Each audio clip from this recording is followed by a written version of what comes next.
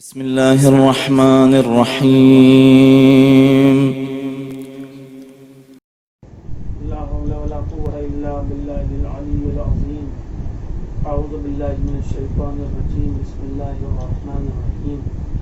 رب اشرح لي صدري ويسر لي أمري واحلل عقدة من لساني يفقهوا قولي. الحمد لله رب العالمين حمدا كثيرا كما هو أهله، والصلاة والسلام على نبيه المصطفى ورسوله المرتضى وحبيبه المجتبى أبي القاسم محمد. اللهم صل على محمد وعلى الطيبين الطاهرين المعصومين المظلومين الذين أذهب الله عنهم الرجس وطهرهم تطهيرا. اللهم صل على محمد لا سيما على الإمام المهدي صاحب العصر والأمر والزمان عجل الله تعالى فرجه الشريف واجعلنا من أنصاره وأعوانه، ولعنة الله على أعدائهم أجمعين من يومنا هذا إلى قيام يوم الدين. أما بعد، فقد قال الله تبارك وتعالى في كتابه الحكيم والفرقانه الحميد وقوله الحق. بسم الله الرحمن الرحيم. ومن يعظم شعائر اللہ فإنها من تقوى القلوب. عزیزان محترم، قرآن مجید کی مشہور و معروف آیت کریمہ سورۃ الحج کی آیت، جس کو میں نے آپ کے سامنے سرنامہ بیان قرار دیا گیا ہے، پروردگار عالم ارشاد فرما رہا ہے کہ جو بھی اللہ کی نشانیوں شعائر اللہ کی تعظیم کرتا ہے تو گویا یہ دلوں کے تقوی کی علامت ہے، تقوی الہی کا جز ہے، یعنی متقی کی پہچان ہے کیا کہ اللہ کی نشانیوں کی تعظیم کرتا ہے۔ آپ دیکھیں کہ آج ہر طرف جو ایک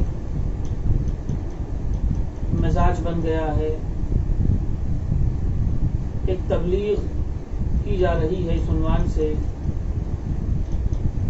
کہ دیکھیے صاحب یہ شرک ہے اور وہ شرک ہے، آپ نے زیارت کی اس کو شرک کا نام دے دیا،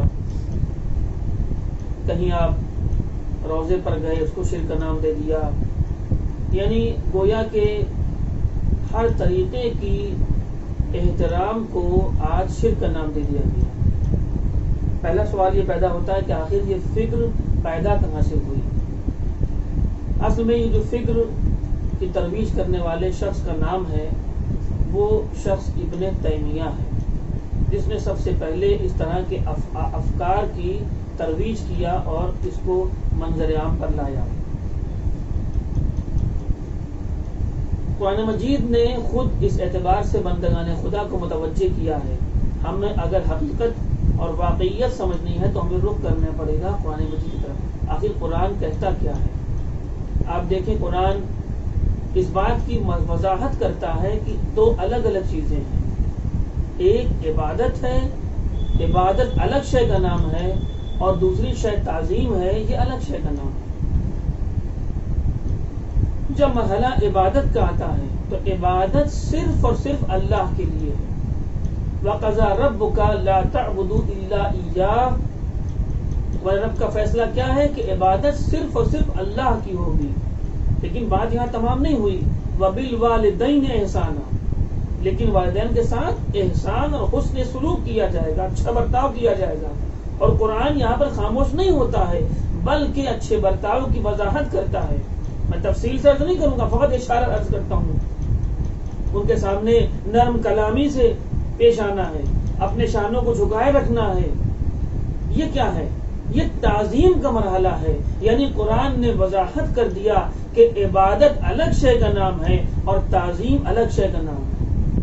لیکن جو اس فرق کو سمجھ نہیں پاتے ہیں وہ کسی بھی طریقے کی تعظیم کو شرک قرار دیتے ہیں۔ آیا کیا ہم غور کریں ہماری زندگی میں کیا تعظیم نہیں ہے؟ اپنے گھروں میں دیکھ لیں آپ، ابھی ہم پیر پھیلا کر لیٹے ہوئے تھے بڑے آرام سے اطمینان سے، ہمارے بچے گھر میں تھے، لیکن جیسے ہی ہمارے والدین، ہمارا بزرگ کوئی عالم دین آیا تو ہم نے کیا کیا؟ اپنے فوراً پیروں کو سمیٹ لیا. یہ کس بنیاد کے اوپر ہے؟ یعنی یہ تہذیب ہے ہماری کہ اگر ہمارا بزرگ آیا ہے، ہم سے بڑا ہے، تو وہ واجب الاحترام ہے، اپنے پیروں کو سمیٹ لیں گے ہم. یہ تعظیم ہے. اسی اعتبار سے کوئی عالم دین آیا تو ہم اس کے احترام میں کھڑے ہو گئے. یا اس سے ہٹ جائیں، آپ دینی حلقوں سے ہٹ کر کے گفتگو کریں تو گویا کہ پروٹوکول میں یہ ہے کہ ریسپیکٹس اس کو ہم دیں گے، عزت و احترام سے پیش آئیں گے. یعنی تعظیم عقلی اعتبار سے بھی مسلم ہے اور دینی اعتبار سے مسلمات میں سے ہے. لیکن جو اس فرق کو سمجھ نہیں پاتے ہیں کہ تعظیم الگ شے کا نام ہے اور عبادت الگ شے کا نام ہے، وہ ہر تعظیم کو شرک قرار دیتے ہیں. لیکن قرآن نے واضح لفظوں میں متوجہ فرما دیا کہ جو بھی اللہ کی نشانیوں کی، شعائر اللہ کی تعظیم کرتا ہے تو اس کو شرک کا نام نہیں دیا گیا، بلکہ اس کو تقوی الہی کا جز قرار دیا گیا ہے. ایک صلوات بھی جہاں پر اللہم صلی علی محمد. اب یہ مرحلہ ہے. اب یہ ایک عجیب بات تھی کہ ابن تیمیہ جس نے سب سے پہلے اس طرح کے افکار کو ترویج دیا اور منظر عام پر لایا، خود اس کو نافذ نہیں کر پایا.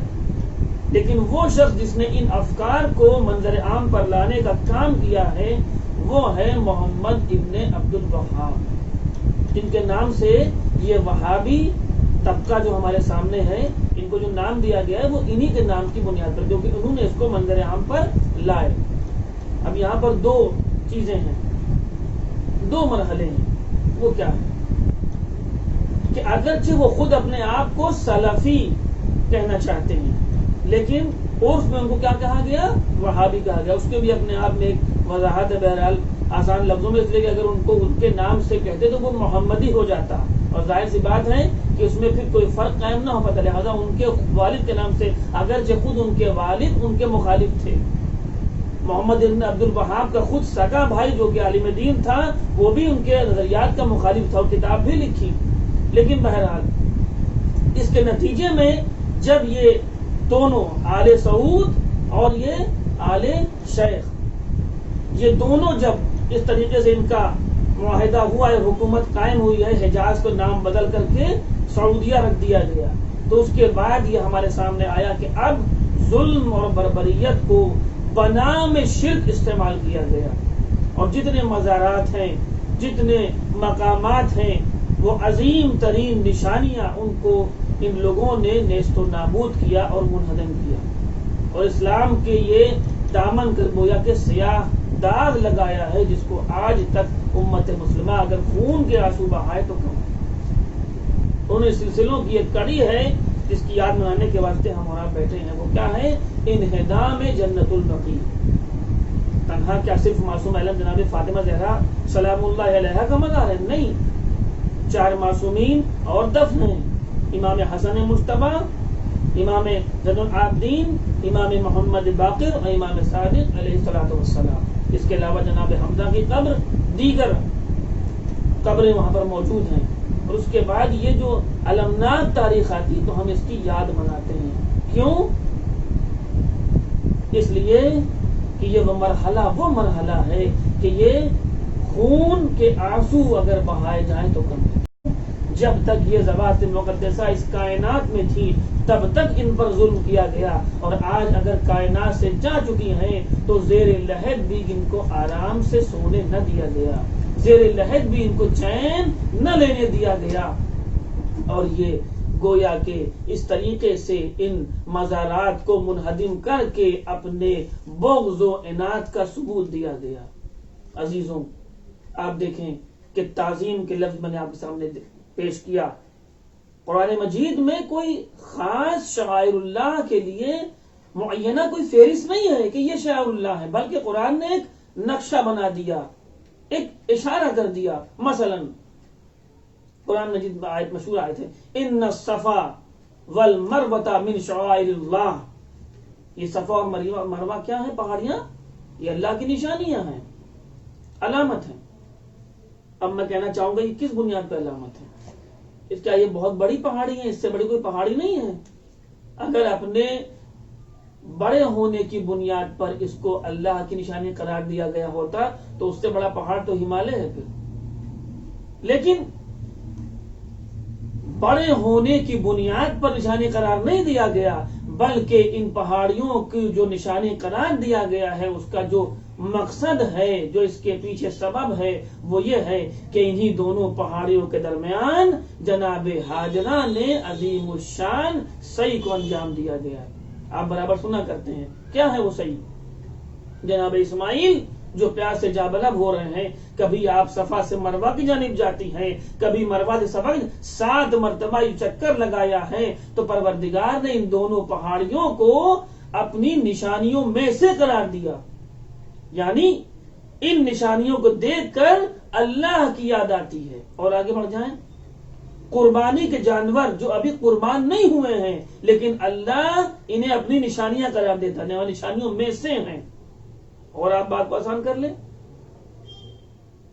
خانہ کعبہ، بیت اللہ کو دیکھ کے انسان اللہ کو یاد کرتا ہے، یعنی اللہ کی گویا کی نشانی ہے وہ۔ لیکن کیا ہم نے آج اپنے ہاتھوں سے، یہ الزام لگتا ہے نا کہ اپنے ہاتھوں سے بنایا اور تعظیم کرتے ہیں، وہ بیت اللہ ہے، خانہ کعبہ ہے، لیکن آج ہم نے اسی کو بنیاد بنا کر مسجد تعمیر دی، ہم نے اپنے ہاتھوں سے بنوائی، تو کیا یہ مسجد قابل احترام نہیں ہے، لائق تعظیم نہیں ہے؟ ہے کوئی مسلمان جو اس بات پر راضی ہو کہ اس مسجد میں نجاست اور غلاظت داخل کر دی جائے؟ کوئی مسلمان اس بات پر راضی نہیں ہوگا، بلکہ اگر ایسا ہوا ہے تو اس کی وجہ سے فسادات واقع ہوئے ہیں۔ یعنی کوئی بھی مسلمان اس بات پر راضی نہیں ہے کہ جو ہم نے اپنے ہاتھوں سے مسجد بنائی ہے اس مسجد کی بے حرمتی کیا جائے، یعنی اس کی تعظیم کا قائل ہے۔ تو اب یہ کہنا کہ ہم نے اپنے ہاتھوں سے تعزیہ بنا لیا، ہم نے اپنے ہاتھوں سے امام بار کا بنا لیا، یہ اسی روضہ مقدس کی، روضہ سید الشہداء کی شبیہ ہے، لہذا وہ بھی لائق تعظیم ہے اور یہ بھی لائق تعظیم ہے۔ صلوات بے جہاں حضرات، اللہم صلی علی محمد و آل محمد۔ یہ وہ مرحلہ ہے آپ کے سامنے میں نے جو عرض کیا کہ تعظیم الگ شے ہے اور عبادت الگ شے ہے، اس فرق کو محسوس کرنا ہوگا، ورنہ اگر آپ دیکھیں یہ پورا جو نظام ہے وہ خود پروردگار نے قائم کیا ہے۔ آج جو کہا جائے کہ نبی کریم وہ بھی نعوذ باللہ ہم انسان تھے، خود خدا کتنا تعظیم مرسل اعظم کا پاس و لحاظ رکھتا ہے۔ قرآن کیا کہتا ہے؟ دیگر انبیاء کو ان کے ناموں سے پکارتا ہے، یا نوح، یا آدم، یا نوح انہ لیس من اہلک، یا آدم اسکن انت وزوجک الجنۃ، یعنی جناب آدم، جناب نوح، دیگر انبیاء کرام کو ناموں سے بلاتا ہے، لیکن جب مرسل اعظم کی بات آتی ہے تو اللہ کتنی نبی کریم کے ساتھ امتیاز برتتا ہے۔ اب جب نبی کی بات آئی تو اللہ نے کبھی رسول کہہ کے پکارا، کبھی مزمل کہا، کبھی مدثر کہا، کبھی طٰہٰ کہا، کبھی یاسین کہا، اور یہ کہہ کے بتا دیا کہ نبی کا مرتبہ الگ ہے، دیگر انبیاء کا مرتبہ الگ ہے۔ ہم سے کیا مطالبہ ہے؟ یا ایھا الذین آمنوا لا اصواتکم فوق صوت النبی، اے ایمان لانے والوں خبردار اپنی آواز کو کبھی نبی کی آواز پر بلند نہ کرنا۔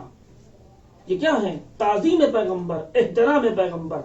نبی کو اس انداز سے نہ پکارنا جیسے تم آپس میں ایک دوسرے کو بلاتے ہو، ورنہ تمہارے سارے اعمال ضائع اور برباد کر دیے جائیں گے۔ یہ کیا ہے؟ تعظیم پیغمبر، یعنی تعظیم پیغمبر دعوت قرآن ہے، قرآن دعوت دے رہا ہے، اور ویسے ہی پیغمبر اکرم ہے جو خود اہل بیت کی تعظیم کر رہے ہیں۔ ہر چیز کی بنیاد ہے، اساس و بنیاد پائی جاتی ہے۔ جناب فاطمہ زہرا سلام اللہ علیہا، تمامی تاریخ اس پر متفق علیہ ہیں، چاہے صحیح بخاری ہو، صحیح ترمذی ہو، کتنی کتابیں آپ دیکھنا چاہیں آپ مجھ سے بہتر جانتے ہیں سامعین کرام۔ اذا دخلت فاطمہ الی رسول اللہ، جب کبھی بھی جناب فاطمہ زہرا سلام اللہ علیہا بزم پیغمبر میں آئی، نبی کریم اپنے مقام سے کھڑے ہو گئے، مرحبا کہا، ان کی تعظیم کیا، ان کو اپنے مقام پر بیٹھایا۔ یہ کیا ہے؟ تعظیم فاطمہ زہرا سلام اللہ علیہا کر کے آپ بتانا چاہتے ہیں کہ میری تعظیم جس طریقے سے قرآن کر رہا ہے ویسے ہی میں تعظیم اہل بیت کر رہا ہوں، اور یہ بیٹی ہونے کی بنیاد پر نہیں ہے، ورنہ ہر باپ اپنی بیٹی کی تعظیم کرتا نہیں، بلکہ یہ منصب کی بنیاد پر ہے۔ تو جس فاطمہ زہرا سلام اللہ علیہا کی تعظیم مرسل اعظم کر رہے ہیں، اور جس اہل بیت کا اس طریقے سے احترام کر رہے ہوں. اللہ اکبر. وہی اہل بیت نبوت ہیں جن کو نہ زندگی میں چین لینے دیا گیا اور نہ بعد شہادت چین سے رہنے دیا گیا. عزیزوں بہت طویل گفتگو نہیں کرنی ہے، آپ متوجہ ہو گئے کہ یہ وہ مرحلہ ہے جہاں پر امت مسلمہ کو گمراہ کیا گیا ہے. کس طریقے سے؟ شرک کے نعروں سے، شرک کے نعرے لگا لگا کر کے. یہ وہی مرحلہ ہے کہ جس کو مولا متقیان امیر المومنین علی ابن ابی طالب نے فرمایا کہ نعرہ تو حق ہے مگر مقصد باطل ہے. یعنی ایک نعرہ دے کر کے اپنے باطل مقصد کو عام کرنا چاہتے ہیں. یعنی کیا ہے؟ شرک ایک حقیقت ہے واقعی، لیکن شرک کے نعرے لگا کر کے ان کا جو مقصد ہے وہ باطل ہے. اور باطل مقصد یہ ہے کہ اہل بیت کی یاد کو ختم کر دیا جائے، اہل بیت کے ذکر کو ختم کر دیا جائے، اہل بیت کی نشانیوں کو ختم کر دیا جائے. لیکن یہ وعدہ الہی ہے. جس طریقے سے قرآن ہمیشہ باقی رہے گا ویسے ہی تذکرہ اہل بیت باقی رہے گا، اس لیے کہ اللہ کا وعدہ ہے فاذکرونی اذکرکم. ایذا محترم انہوں نے اللہ کا ذکر کیا اور اللہ ان کے ذکر کا خود پاسبان و نگہدار ہے. بس میں نے گفتگو تمام کر دیا.